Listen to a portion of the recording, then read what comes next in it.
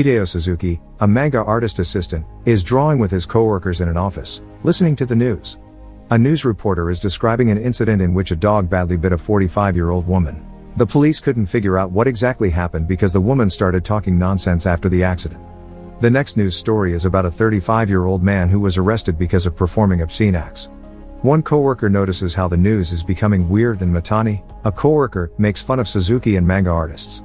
Suzuki then explains how manga is the peak of Japanese culture and that it's an honor to be a manga artist. He motivates the other coworkers and everybody yells manga is the best. Night comes and Suzuki arrives home.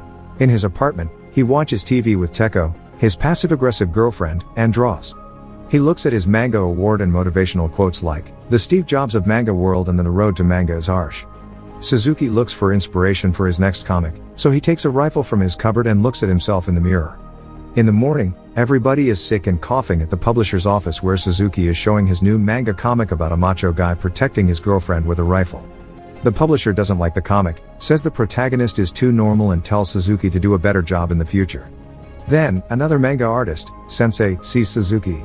Sensei is more popular than him but shared the Newcomer Manga Artist Award with Suzuki 15 years ago. Later in his apartment, Suzuki is fighting with Teko who wants to sell the rifle so they can get at least some money and pay rent. She also wants to sell his award along with his manga books. Teko is sick of Suzuki's failures and his unfulfilled dreams of becoming the next best manga artist. So in a fit of rage, she breaks up with him and kicks him out of the apartment. Suzuki then goes to the park with his gun and starts looking at Sensei's comic book. Sitting next to him is a homeless man who is shaking and looks like he is in pain, but Suzuki doesn't pay any special attention. The next morning, Suzuki is in his office with his coworkers, drawing and watching the news again. There is a report about a new infection that has already killed 4 people. Suzuki's colleague is sweating and not feeling well. She leaves and Matani explains to the others how she got the virus from Sensei.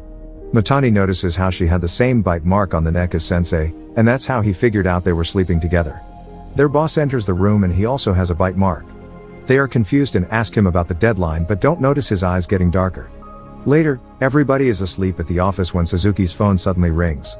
It's Teko who apologizes for last night and wants to continue their relationship. While talking on the phone, helicopters pass over the city, but Suzuki is too focused on Teko and doesn't pay attention, again. He immediately goes to Teko's flat, bringing her favorite snack, and begs her to open the door.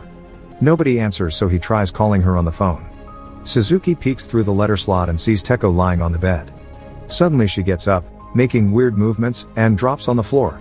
Next thing we know, she's having a seizure while her body morphs unnaturally, like a demon during an exorcism. As she approaches the door, Suzuki sees her face deformed. Zombie Teko attacks Suzuki and bites his hand. While trying to get away, he accidentally stabs her in the head and leaves the apartment, fast. As he's crossing the bridge, he notices a woman with a bleeding hand and then dozens of airplanes flying through the city. When he returns to the office, Suzuki sees Matani standing next to the TV with his back turned. Suzuki thinks he's a zombie too but then sees him holding a bloody baseball bat, so he quietly enters the office where the rest of his coworkers are dead zombies and Matani is the only survivor.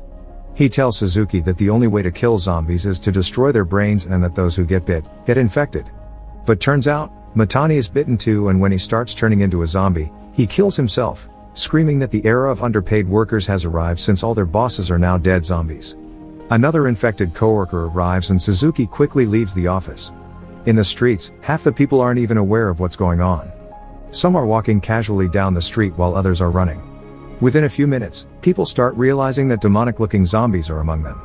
Some start to run while others fall prey to the hungry zombies. Suzuki desperately approaches a police officer but the policeman is a zombie too and starts chasing him. Suzuki's running away as fast as he can when suddenly, he stomps on a large group of people running in one direction. Cars are bumping into each other, city buildings are burning, and people are getting run over by ambulance cars. In all that mess, Suzuki notices a cab driver who's sleeping in the taxi and is completely unaware of the zombie apocalypse. Before entering inside, Hiromi, a high school student, approaches him. She wants to get into the taxi as well but a zombie talking on the phone attacks them. Suzuki imagines he's taking out his rifle and aiming at the zombie, so he's standing frozen shooting with his fingers instead. At the same time, a man in a suit wants to take their taxi. They start to bang on the car windows and luckily manage to get into the taxi as well, instructing the driver to drive toward the countryside. On the Cat TV, the news reports the attacks as riots. It's obvious that nobody has answers. So they switch to Tokyo TV and see an anime cartoon being broadcast. Suzuki thinks Tokyo is safe because they are showing anime, but soon the channel ends the cartoon and starts reporting the attacks. As they are watching, the guy in the business suit is talking on the phone, instructing someone to shoot everyone, even the Prime Minister if necessary. When he hangs up, he starts complaining about the poor and suddenly reveals a bite on his arm. His blood vessels quickly turn black. He's turning into a zombie while saying, "Hey poor people, give me a tissue." The taxi driver isn't aware that the businessman is turning into a zombie, so he gives him a tissue. The new zombie then bites him and then complains about poor people's meat quality. The driver opens the car door and Suzuki manages to push out the zombie. Everybody takes a sigh of relief when the taxi driver's veins start turning black too. He starts telling them how he was an excellent taxi driver for 30 years with no car accidents. Then, gets angry about it and starts driving like a madman. Hiromi goes to the back seat and it's lucky she does because the taxi driver soon starts attacking them. Suzuki and Hiromi put on their seatbelts because the car is going at a high speed. Soon, they crash into another car and start tumbling. When Suzuki wakes up, the car is turned over but Hiromi is alive. When they leave the car, they see how the entire road is blocked because of a massive car collision. All the cars are empty and there's nobody on the road, so Suzuki and Hiromi sit on the sidewalk and start browsing the internet to find out what's going on. They read how the virus's name is ZQN and how it corrupts the personalities and bodies of the infected, causing body disparities. They read a theory that the virus will die if you climb Mount Fuji when the phone's battery dies. Night comes and they find an abandoned house to sleep in. While they are eating the melon bread Suzuki bought for Teko, they start talking about Suzuki's riffle. He tells Hiromi he didn't use it because taking out a riffle in public is against the law. He sees it more as a protection charm. Hiromi then says she also has a protection charm, her earphones. They start listening to music and she opens up, telling Suzuki she feels safe with him. When they wake up the next morning, Suzuki stares at her while she's sleeping. He likes her even though she's underage. But he notices a bite mark on her neck and takes out his rifle to protect himself. Hiromi then explains how she was bitten by her neighbor's baby 2 days ago and that ZQN can spread through breast milk, so she's probably infected. Hiromi doesn't mind Suzuki killing her cause she's got nothing left in this world anyway, but Suzuki refuses and tells her he was bitten too. He takes the rifle and swears to protect her until they reach Mount Fuji, hoping to kill the virus. They start their scary adventure and pass through a forest when Hiromi starts feeling unwell. She asks Suzuki to leave her cause she doesn't want to eat him. As a farewell gift, she gives him the earphones for good luck and begs him to leave as she starts turning. Suzuki starts running through the forest and approaches a man he notices from afar. But, the man is just another zombie. The zombie attacks Suzuki and is close to devouring his face when Hiromi arrives out of nowhere, kills the zombie and saves Suzuki. With a half-demonic, half-human face, she starts taking out the zombie's body parts but doesn't hurt Suzuki. Instead, she helps him get up. Next thing we know, Suzuki and Hiromi are sitting near a trailer park, and Suzuki's searching for canned food. Half-zombie Hiromi is not speaking and it's obvious how she has certain zombie instincts. Still, she isn't a threat to Suzuki, so they continue their journey to Mount Fuji together. A few days pass and Suzuki, now with a fully grown beard, is carrying Hiromi on his back when he finds a shopping cart on the forest road. Even though he doesn't find food, he puts Hiromi in the cart and starts walking toward Fuji Outlet Park. When they arrive, the entire outlet is empty. In one of the outlets, he tries out jackets when the zombie store manager attacks him. Hiromi is sleeping so she can't save him, but another woman wearing a mask, Sugumi Ada, kills the zombie with an axe. She starts looking at weird sleeping Hiromi when other masked people arrive and start asking questions about the two new people. Soon, other zombies appear, so everybody starts running toward a safe spot. All the uninfected people built a safe zone on the outlet's rooftop. Suzuki is invited to join and he takes Hiromi there as well, without telling anyone that she's half zombie. The safe zone is well supplied, so they have everything, from food and tents to books and Rolex watches. Sugumi is interested in Suzuki's riffle, but he tells her he's only a manga artist. She asks whether Quiet Hiromi is his sister and he explains that they met while running from zombies. Sugumi starts liking the manga artist cause she thinks he's a good person. She also tells him how the infected with ZQN are living in the past. In the morning, Hiromi is observing Suzuki and he's wondering whether she understands him. She smiles and then Suzuki tells her a poem. Seems like Hiromi is getting better. Later, Suzuki is observing the zombies and sees one of them running, jumping really high, and bumping his head on the ground. An old man, Abe, explains how the zombies are doing what they regularly did in the past, and how every zombie is different. Suzuki then asks about the zombies who sit on the ground and look like they are made from charcoal, but Abe avoids answering. Seems like something happened in the safe zone that nobody likes to talk about. Afterward, Suzuki goes to a meeting with the rest of the survivors. They plan to get into the food storage below ground. The only thing they ask from Suzuki is to give them his rifle. He refuses since it's against the law, but the leader, Ira, says that there are no laws in the safe zone. Then Ira threatens to kill the Hiromi if he doesn't get the rifle.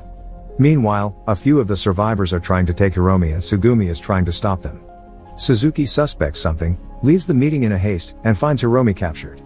He threatens to shoot the Ira with the rifle if they don't let Hiromi go. The leader then points a gun toward Hiromi, who's silently standing there. Nobody suspects that she can kill everyone in an instant. But she can't stand it any longer, so she throws the two guys off her with one single movement and then reveals that she is a ZQN. Since she's only half zombie, her eye is not black but has rainbow colors. The leader doesn't care, so he shoots in her head and Hiromi falls on the floor. They take Suzuki's rifle while he cries about the girl's death. They start kicking and punching Suzuki while he begs for forgiveness. Soon, they start fighting about who's going to kill him. Seems like even humans want the taste of blood. Everybody starts fighting each other, and soon Ira is overthrown by someone else. They leave Suzuki alive and he finds Sugami in front of Hiromi's tent. With the help of Abe, she hit Hiromi, who's still alive. Sugami explains to Suzuki how Hiromi is not like the other ZQN because she has a pulse. She also tells him how ran away from her duties and left her patients alone in the hospital, admiring Suzuki that he saved Hiromi. Suzuki's still sad because he couldn't pull the trigger on Ira and because he lost his gun. He thinks he's a coward and a loser, but Sugami tells him that he's just a good person.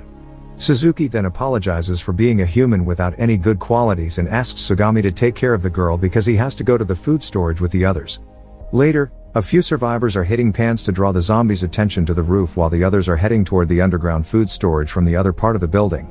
When they arrive below the building, everything is dark and one of them makes noise by mistake. While they are walking, someone turns on the lights, but nobody questions this.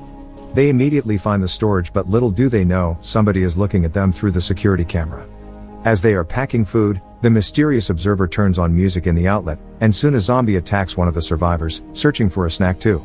They shoot both the victim and the zombie but find that the parking is filled with other zombies. Suzuki runs last, apologizing for leaving to one of the people who's being eaten alive. Because of bad tactics and the selfishness of the survivors, most get eaten and killed in the parking lot. And the guy who caused all of this is none other than Ira, who turned on the music on purpose to attract the zombies. Turns out, he had another plan, to take the only car in the parking. In that chaos, Suzuki hides in a storage locker. At the same time, the zombie who can jump high is stalking the roof, preparing for one big jump. He runs really fast and jumps as high as he can, landing right on a tent. One of the survivors soon notices the zombie starting at her and freezes. The zombie eats her and instantly attacks another woman, squashing her head with his bare hands. Ira is looking at security tapes and enters a passkey, allowing more zombies to enter inside. Suzuki is still hiding when he hears on a walkie-talkie that a zombie killed almost everyone on the rooftop. Sugami is scared to death on the roof where she's hiding with Hiromi, so she desperately asks for help on the walkie-talkie. Nobody answers cause they are either hiding or being eaten.